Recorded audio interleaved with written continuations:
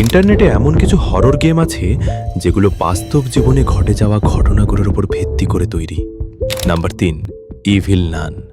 20 শতকের শুরুতে ইউরোপে একটি খ্রিস্টান অনাথ আশ্রম ছিল। সেখানে একজন নান শিশুদের সঙ্গে খুবই নিষ্ঠুর আচরণ করত, কাউকে মারধর করত, আবার কাউকে খাঁচার মতো জায়গায় আটকে রেখে সপ্তাহের পর সপ্তাহ খাবার দিত না।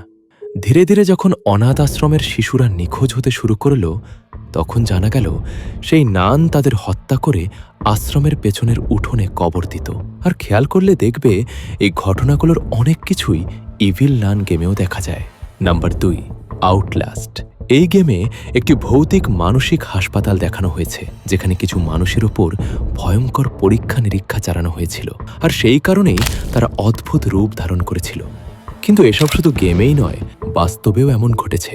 দ্বিতীয় বিশ্বযুদ্ধের সময় যুক্তরাষ্ট্র ও রাশিয়া মিলে একটি জায়গা তৈরি করেছিল, যেখানে মানসিক রোগী ও বন্দীদের ওপর ভয়ঙ্কর পরীক্ষা নিরীক্ষা চালানো হতো। Number 1, granny. রাশিয়ার একটি গ্রামীণ শ্মশান এলাকার পাশে এক বৃদ্ধা মহিলার বাড়ি ছিল। যখনই কারো গাড়ি নষ্ট হয়ে যেত কিংবা কেউ পথ হারিয়ে ফেলত, তখন তারা সাহায্যের আশায় সেই বৃদ্ধার বাড়িতে যেত।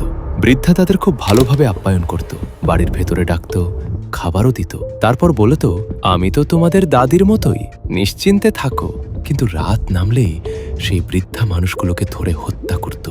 আর তাদের দুর্ভাগ্য, বাস্তব জীবনে তো আর গেম রিস্টার্ট করার কোনো অপশন থাকে না।